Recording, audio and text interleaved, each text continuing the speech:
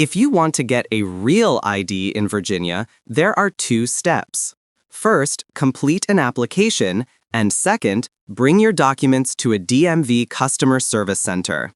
You can start your application online to save time, or you can fill out a paper form when you arrive at the DMV. Next, bring the required documents. You'll need one proof of identity, two documents that show you live in Virginia, and one document that proves your legal presence in the United States. If you've been issued a Social Security number, bring proof of that as well. The DMV can sometimes verify it electronically if you know the number.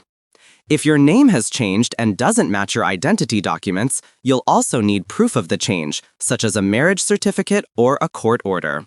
There is a $10 fee for the Real ID upgrade, plus the standard cost of your license or ID. For example, renewing a driver's license costs $32, while replacing one costs $20. Remember, all documents must be originals. The only exception is residency documents. You can use printouts of official online statements. Photocopies or temporary papers are not accepted.